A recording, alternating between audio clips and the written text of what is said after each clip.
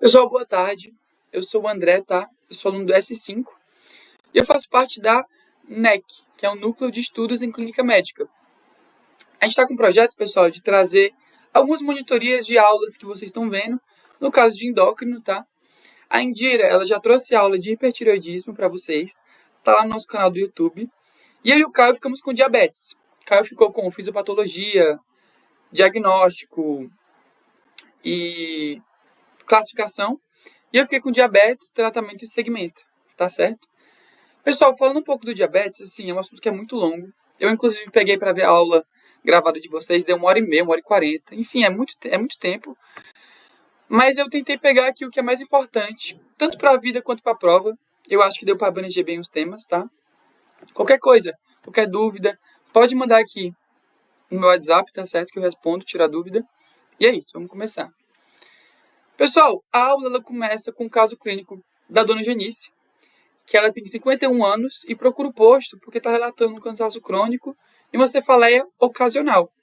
Ela relata um aumento de 12 quilos nos últimos 5 anos, que é importante para a gente porque, apesar de não ser uma coisa muito expressiva, saber que ela está vindo de um quadro de ganho de peso ao longo dos anos é importante para a gente, tá?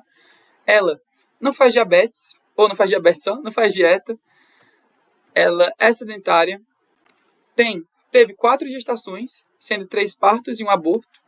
E na última gestação ela engordou 20 kg, tá? Sendo encaminhada por suspeita de diabetes gestacional. O peso do filho dessa gestação foi 4.250 ao nascer. Isso também é importante para a gente, pessoal, lembrar que diabetes gestacional aumenta o risco de macrosomia fetal, que é quando o filho nasce com mais de 4 quilos, tá? No caso dela, 4.250. No histórico familiar, o pai teve infarto agudo do miocárdio e nega diabetes na família. A paciente também apresenta um IMC de 31,2, ou seja, obesidade grau 1, e tem hipertensão arterial também. Pessoal, antes de entrar no tratamento em si, eu queria trazer aqui para vocês alguns valores que eu acho importante, tá? Para entender o conteúdo como um todo e, consequentemente, o tratamento também, né? E começar, claro, com a glicemia de jejum e a glicada. Se o paciente tiver maior ou igual a 126, na de jejum ou maior ou igual a 6,5, na glicada, isso aponta para diabetes, tá certo? Abaixo disso, temos pré-diabetes. E menor ainda, abaixo de 100 ou abaixo de 5,7, é o normal, tá? Lembrar também que a glicemia de jejum a gente faz em 2 dosagens, né? Mas isso é outra aula. A paciente, então, ela chega com alguns exames laboratoriais e a gente vê realmente que a glicemia de jejum acima do esperado e uma glicada também elevada, tá certo? Então, a glicemia, por exemplo, maior que 126 e a glicada é maior do que 6,5, como a gente acabou de ver.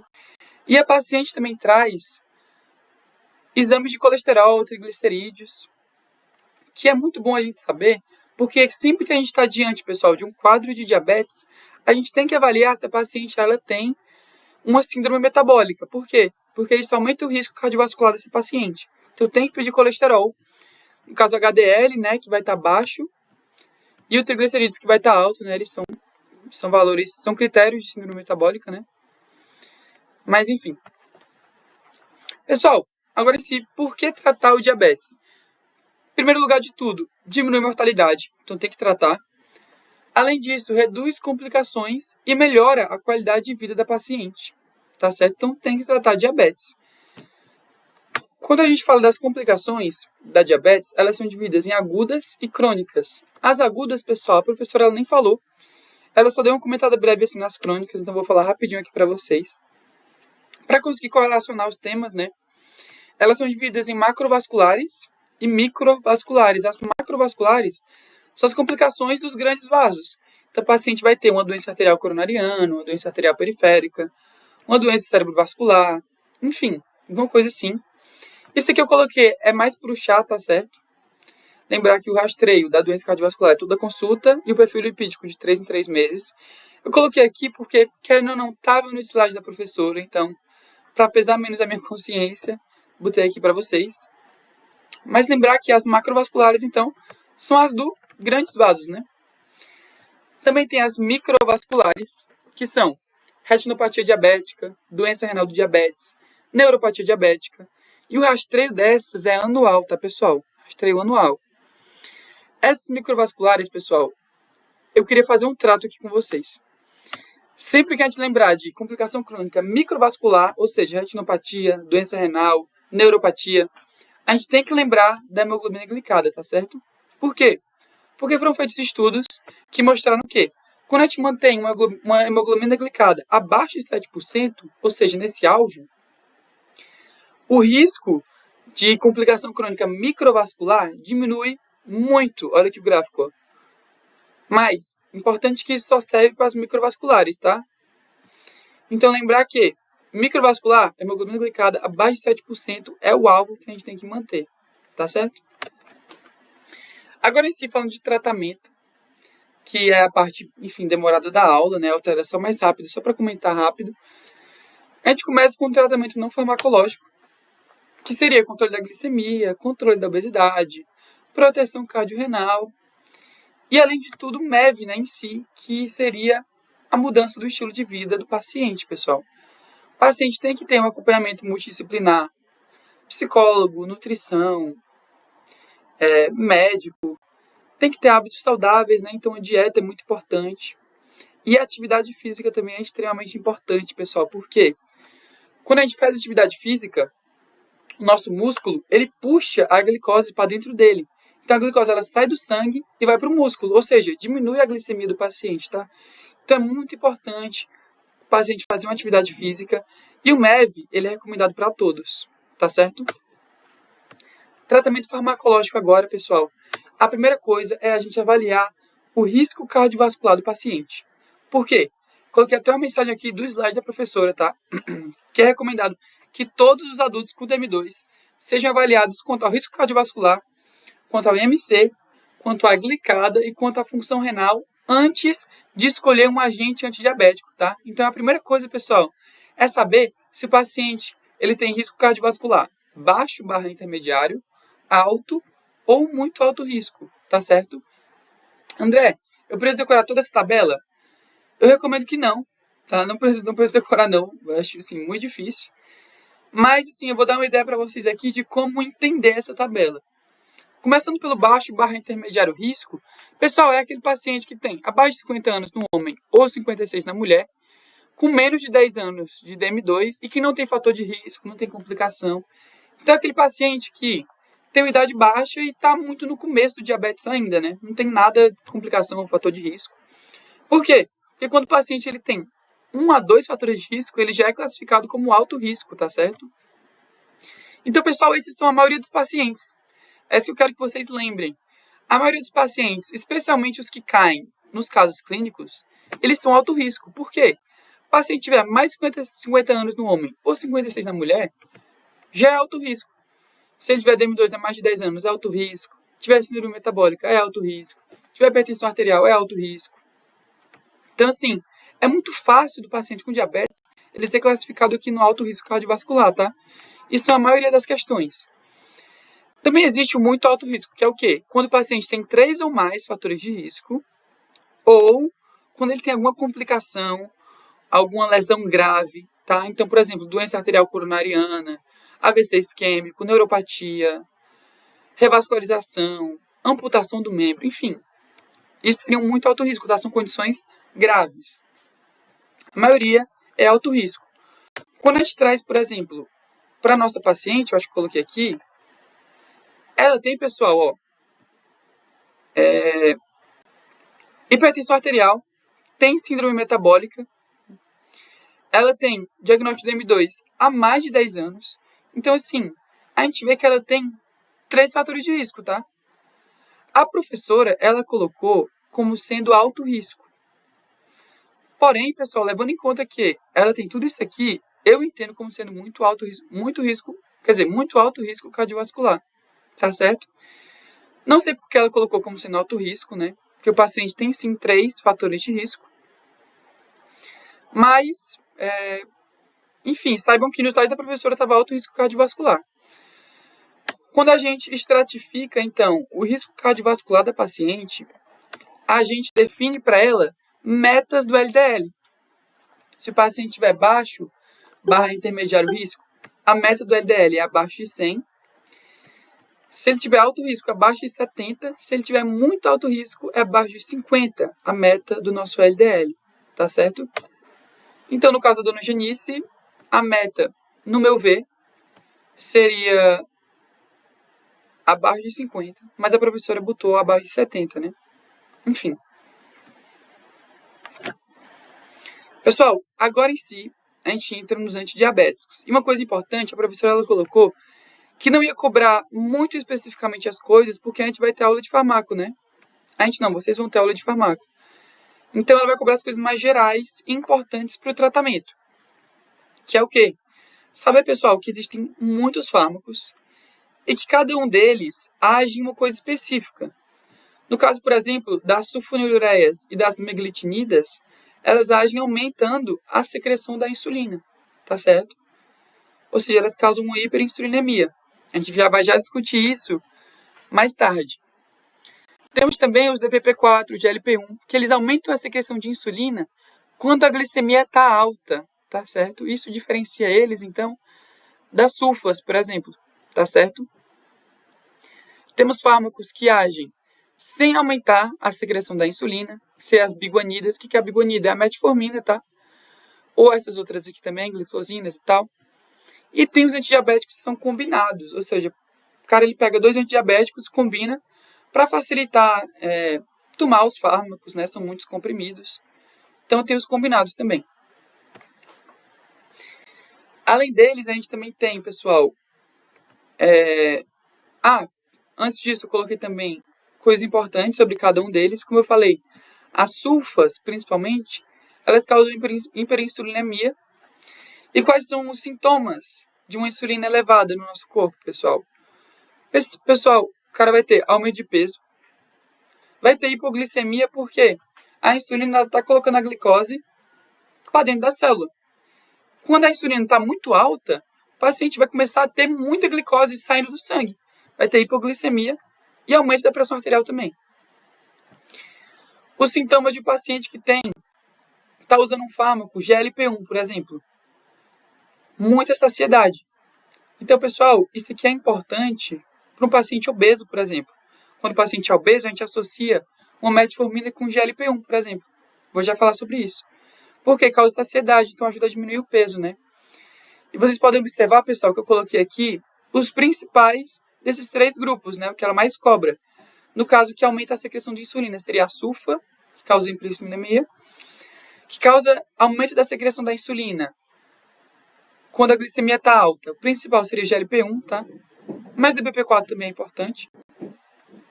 E os que não causam aumento da secreção da insulina seriam as biguanidas, né? Que eu coloquei aqui a metformina.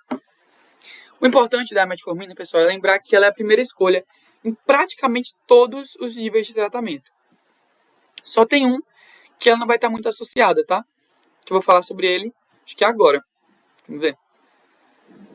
Não, tem mais. Tem o ISGLT2, tá, galera? Que ele é recomendado, ele é bom, ele ajuda a diminuir o risco cardiovascular, mas ele é de difícil acesso pelo SUS. Então, o que a gente vai recomendar mesmo para o paciente é mais o GLP-1, que ele provoca saciedade e também ajuda a diminuir o risco cardiovascular. Vou falar disso quando aparecer uma tabela do tratamento, tá? E também tem o tratamento com insulina, que ele é usado em DM1 sempre.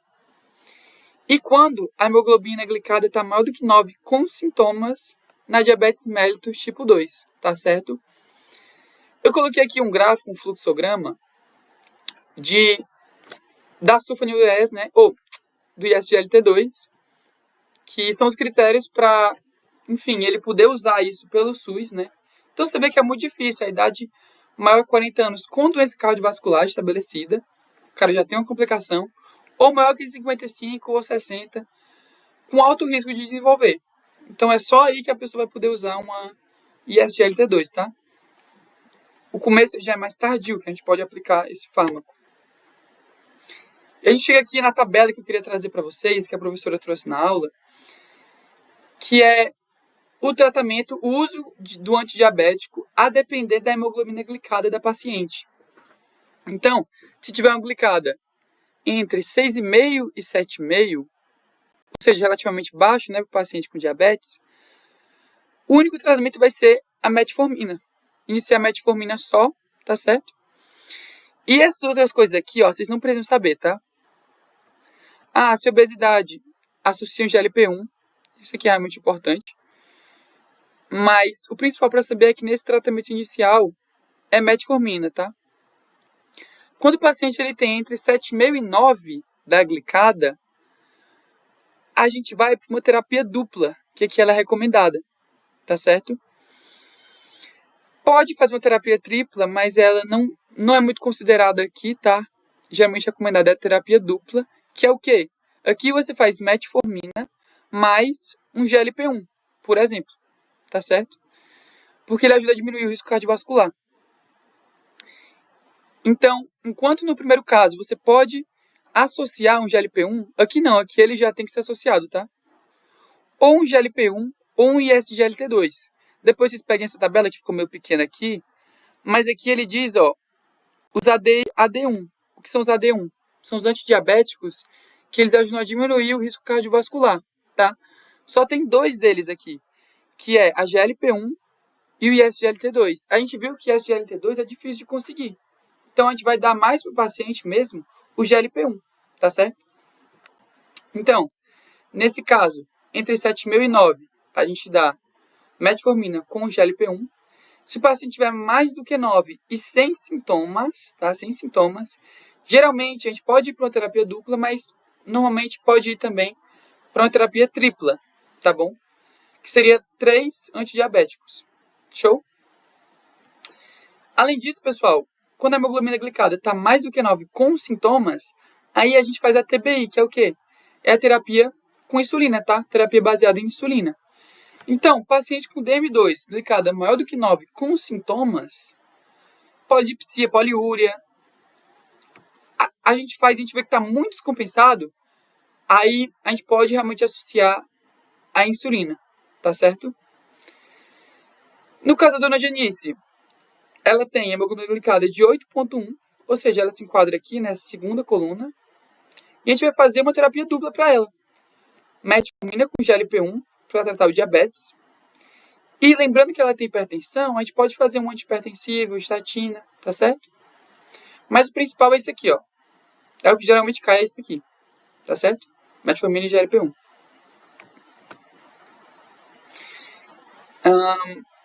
Então, pessoal, desse primeiro caso era isso, tá? Agora a gente entra no caso 2, que seria o caso de DM1.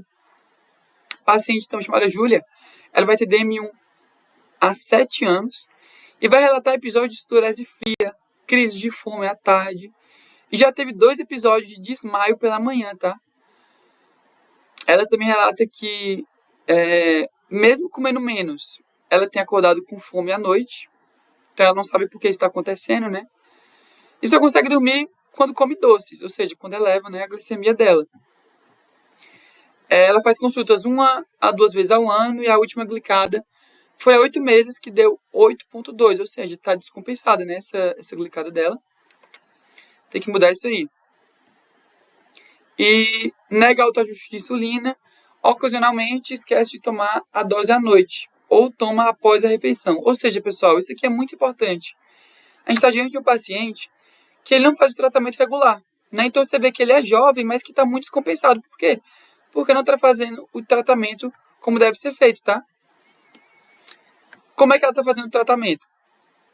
Ela está fazendo antes do café 44 unidades de NPH e 8 unidades de insulina regular. O que é isso? Vou falar disso no próximo slide, tá?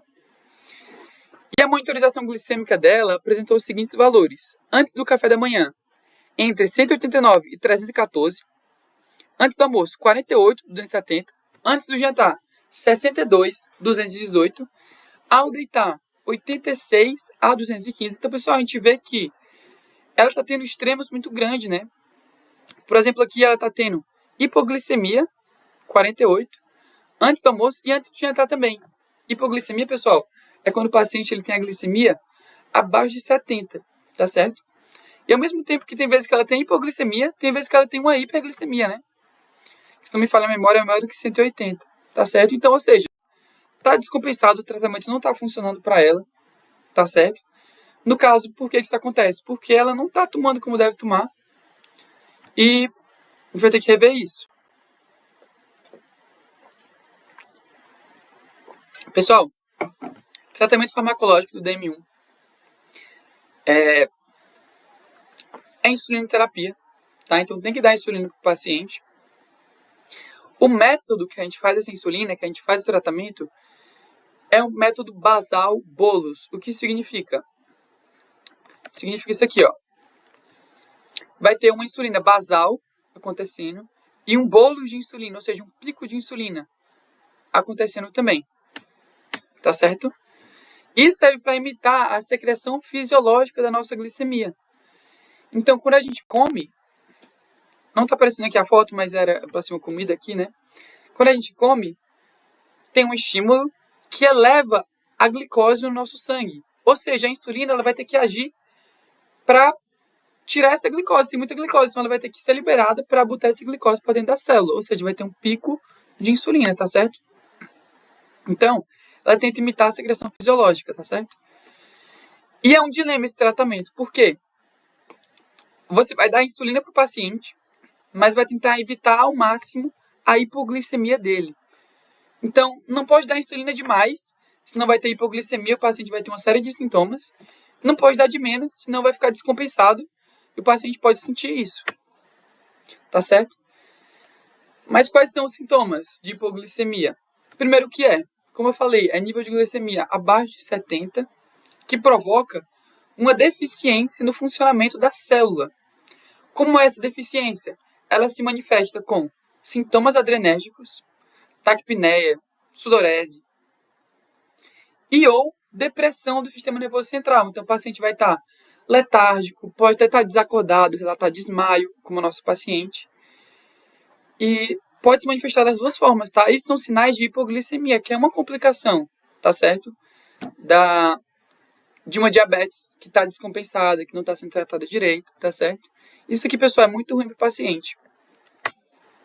O paciente ele refere até que sensação de morte, enfim, deve ser evitado o máximo possível, tá certo? E por isso que é um dilema. Dar insulina, tentando não causar uma hipoglicemia no paciente, né? Agora, falando do tratamento em si, de forma mais técnica, nós temos insulinas, pessoal, de ação rápida e insulinas de ação lenta. Como eu falei, vocês vão ter aula com o Manuel Cláudio de insulinas, né? E de tratamentos de diabetes. Então, a professora ela não vai cobrar as coisas, ó, assim, no mais profundo, né? Porque vocês vão ter aula disso. O que é importante saber, então, não precisa decorar exatamente os nomes de cada um. Só de dois, que eu vou falar aqui para vocês. Que é a insulina regular, de ação rápida, né? E a NPH também cai muito em prova esse nomezinho, tá certo? Não vai cair glargina, determina, degluteica. Isso vai cair só na prova de farmaco, tá certo? Então, pessoal, nós temos opções de insulina de ação rápida, que são divididas em ação ultra rápida, como Aspart, Lispro, por exemplo, que agem em torno de 5 minutos, tá? É muito rápido. E tem de ação rápida apenas, que seria a nossa regular, que eu falei que é importante para vocês, que agiria em torno de 30 minutos, tá? Depois de tomar a medicação. Temos a de ação lenta, que ela é ação lenta em que sentido? No sentido que ela é constante, ela tem uma ação prolongada. Ela é dividida em intermediária, que seria a NPH, duraria 12 horas, tá certo? E é baixo custo, então isso aqui também é importante. Se disser lá na questão, paciente que é um tratamento de baixo custo, NPH, pode ser de ação longa, como Determina e Glargina, que duram em torno de 24 horas, ou ultra longa, que é a degluteica, Glargina, de 300 unidades, que duram aproximadamente 48 horas, tá certo? Uma observação de tudo isso é que quanto maior a duração, menor o risco de hipoglicemia e de aumento de peso. Por quê? Vai ter uma insulina sendo liberada constantemente de uma dose que ela não é um pico, sabe? Não é muito alta, são doses controladas sendo liberadas ao longo do tempo. isso diminui o risco de hipoglicemia, tá? E ao mesmo tempo de aumento de peso. Por quê? Menos insulina no sangue, né? A insulina provoca aumento de peso. E pessoal, agora explicando melhor essa tabela aqui para vocês, como eu falei, vai ter um estímulo, né, de um alimento. Esse estímulo, ele vai subir os níveis de glicose no sangue. A insulina vai ver isso e ela vai ser liberada para tentar pegar essa glicose e botar para dentro da célula, ou seja, tirar essa glicose do sangue. Quando ela faz isso, esse pico ele começa a cair, ó. Tá vendo? Começa a cair e depois ela começa a ser liberada de uma forma basal, de uma forma constante. Tá certo? Não é esse pico, ó, é constante e prolongada. Tá certo? Isso acontece, pessoal, fisiologicamente. Isso é normal. Então, a meta do nosso tratamento aqui vai ser mimetizar, vai ser imitar essa secreção fisiológica da insulina. Tá certo? Por isso que a gente vai usar os de ação rápida e os de ação lenta. Por quê? Combinados. O ação rápida, ele vai imitar esse pico de insulina aqui. Você toma ele antes de comer, antes do almoço, por exemplo, e ele age liberando insulina, ó, de uma forma rápida, de uma forma intensa, para ter esse pico. E a gente vai usar os de ação lenta, de ação constante, de ação prolongada, para imitar esse fluxo da insulina, ó, basal, tá certo? Então, por exemplo, a insulina regular, ela faz o pico de insulina, e a NPH, ela faz a secreção basal da insulina. Por isso que o nome é método basal-Bolus. Por quê? Vai ter o bolus, pico e a secreção basal de insulina. Deu para entender? Eu espero que tenha dado. Tá certo? Qualquer coisa pode mandar mensagem, viu? E pessoal, existe também monitorização da glicemia que são fundamentais, tá? Existem algumas formas de fazer isso, através da glicemia capilar, da glicada. A professora citou também a monitorização contínua da glicose, que seria esse aparelho aqui, tá?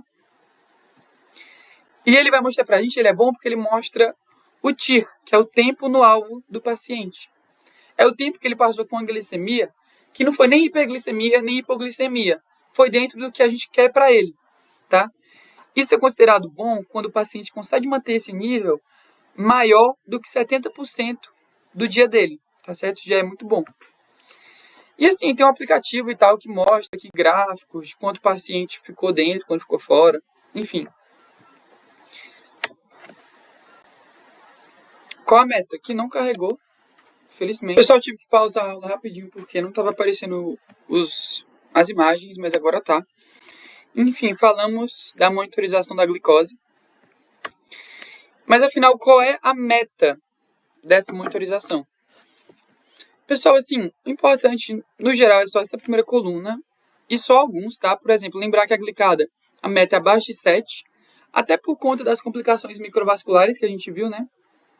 Tá, a meta é abaixo de 7. Da glicemia de jejum e pré-prandial é 80, tá? Porque lembrar que abaixo de 70 já é hipoglicemia, então a ideia é a gente manter um pouquinho acima, então entre 80 e 130, tá? E pós-prandial, menor do que 180, show? E esse TIR aqui é o tempo no alvo que a gente falou, tá certo? Então tentar manter maior que 70% do tempo, show? Só isso. Mas isso aqui é mais da vida mesmo, nas questões ela não cobra muito não. Então bora para as questões. Se você quiser pausar para tentar fazer sozinho, show, tá? Eu vou tentar ler e já ir descartando e respondendo aqui, para ir mais rápido. Então, primeira questão, a terapia com insulina basal bolus é feita com uma combinação de insulina basal associada à insulina ultra rápida. Este esquema terapêutico tenta mimetizar a secreção fisiológica de insulina. Sobre esse esquema, podemos afirmar que, letra A, utiliza-se doses altas de uma insulina de ação prolongada para cobrir necessidades prandiais de insulina? Não, né, pessoal? A insulina de ação prolongada, a gente não usa ela para cobrir necessidades prandiais, ou seja, necessidade do alimento, do pico de glicemia. A gente usa insulinas de doses rápidas, né, de ação rápida, tá certo? Porque a gente quer que ela faça o pico de insulina junto com o pico de glicemia, mas que quando botar a glicemia para dentro, ela desça junto. Então, é ação rápida, tá? B. Tem como princípio a aplicação do menor número de doses possíveis de insulina durante o dia. Pessoal, isso não é verdade, tá?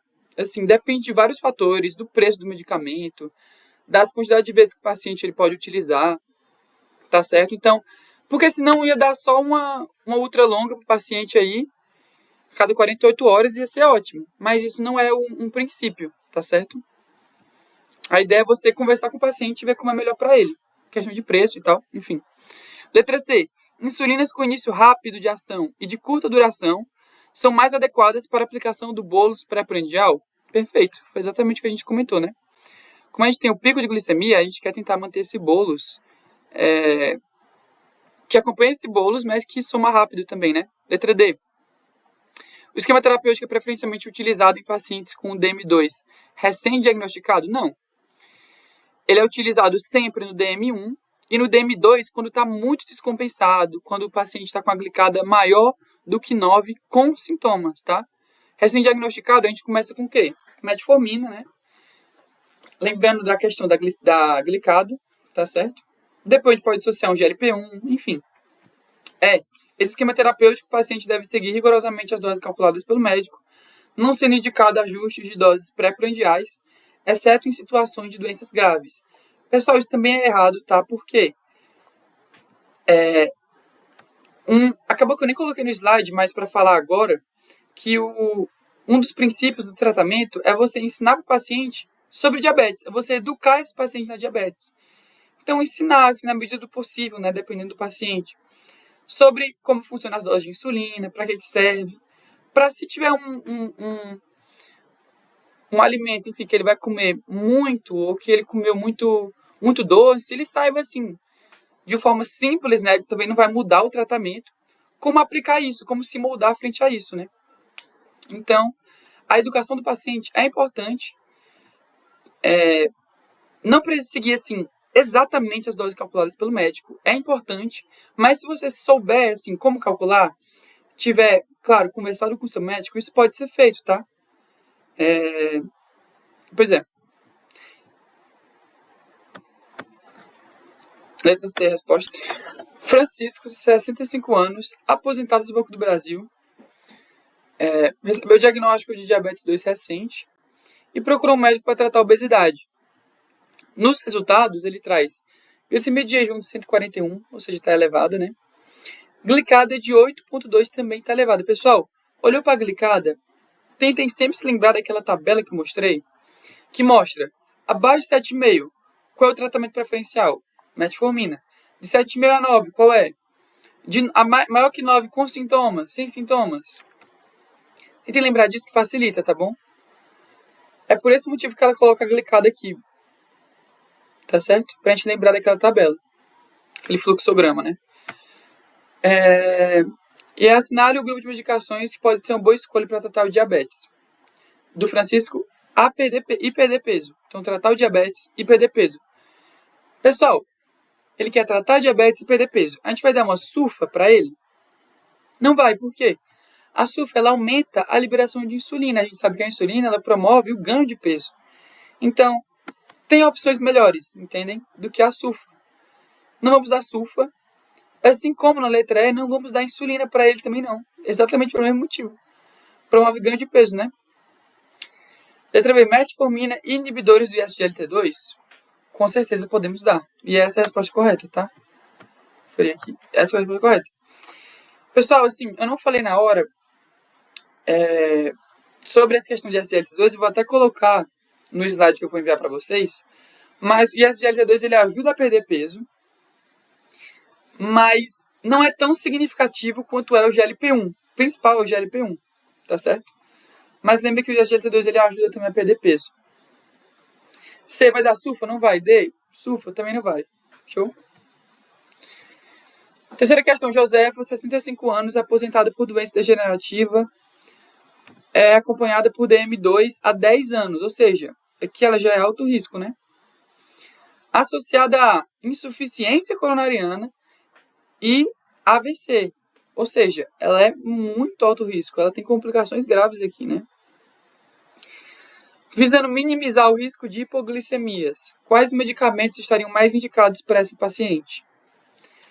quer diminuir o risco de hipoglicemia. É isso que ela quer. Ou seja, a gente vai dar uma sulfa. Como eu falei na passada, pessoal, a sulfa, ela aumenta a liberação de insulina. Quanto mais insulina a gente tem, maior o risco de hipoglicemia, né? Por esse mesmo motivo, a gente não vai dar insulina para o paciente. Pessoal, de insulina para hipoglicemia é só a dose, tá? Errou a dose da hipoglicemia. Letra B. Sulfa? Não. Metformina pode ser, tá? Ela pode ser associada sim. Letra C. Inibidores do DPP-4 e SGLT2? Pessoal, sim. Essa é a resposta correta.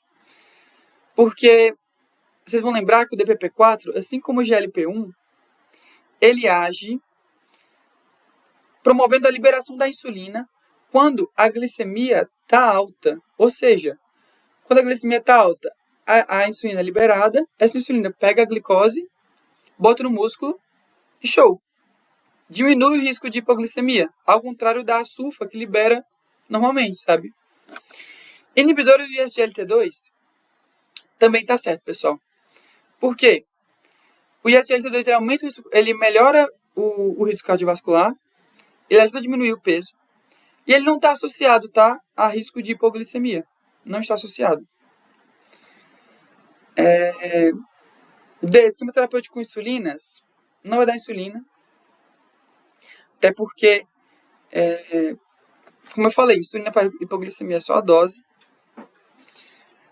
e sulfa não vai dar também.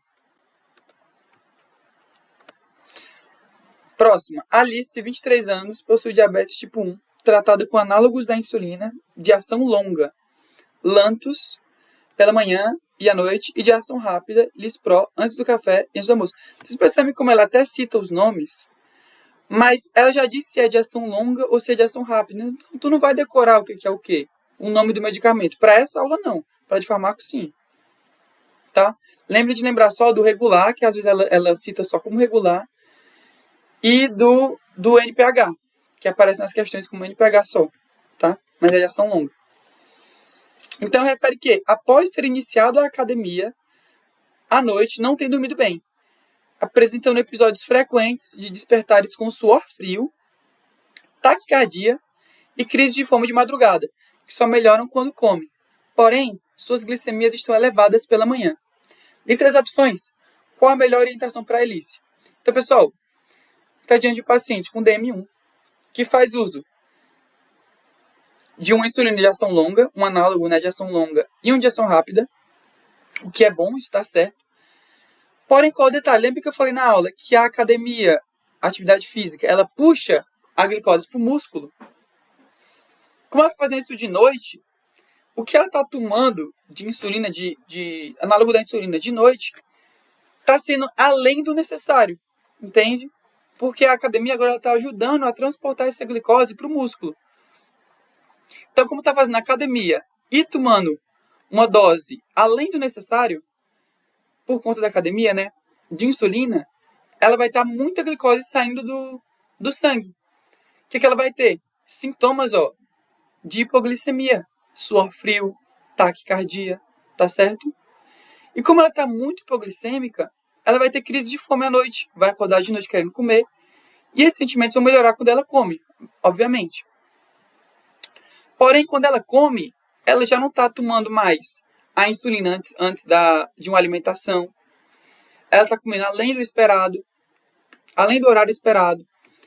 Isso vai promover o quê? Uma glicemia elevada pela manhã. Tá certo? Esse é o problema dela. Então, qual a melhor orientação para a Alice? É suspender a insulina? Não. É evitar comer alimentos com carboidratos à noite? Não, isso nunca vai ser a solução. C. Ajustar a dose de insulina basal de noite, já que o exercício físico aumenta o consumo muscular de glicose? Show. Resposta correta é a letra C. D. Consultar um profissional de distúrbios do sono e aumentar a dose da insulina? Não. Vai piorar, né? Suspender imediatamente a prática de atividade física pela possibilidade de estar associado ao aumento do apetite em pessoas com diabetes? Essa não é a resposta, tá? Tem que fazer atividade física, tem que ter mudança do estilo de vida. Show?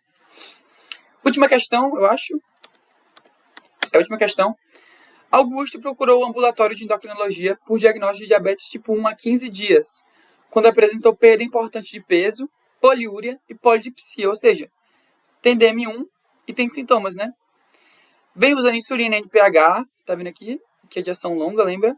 Pela manhã, irregular, que é de ação rápida, quando a glicemia capilar sobe. Na monitorização glicêmica, observamos que as glicemias após as refeições estão muito elevadas. Qual é, pessoal, a insulina que a gente usa para fazer o bolo de insulina? Aquele pico. Só de ação rápida, né? Então tá tendo algum problema aí com essa de ação rápida. Vamos ver o que é. Qual a melhor orientação para o Augusto? A. Dieta low carb? Não. B. Aumentar as doses de insulina NPH de manhã? Não, a resposta não é, o problema não é com a de ação longa, é com a de ação rápida. C. Trocar para insulina análoga de ação prolongada? Não. O tratamento é método basal, bolos. Tem que ter o basal e tem que ter o bolos. Tem que ter um de ação rápida e um de ação lenta. D. Aplicar insulina de ação rápida antes das refeições e redividir a dose de NPH para 2 ou 3 vezes ao dia? Com certeza essa é a resposta correta, tá certo? Ajuda a equilibrar, pessoal, a insulina, a liberação da insulina durante o dia. E ele tomando a de ação rápida antes das refeições, isso prepara o corpo dele para pegar o pico de glicemia na hora certa, né? Letra E, rever a alimentação e manter o tratamento.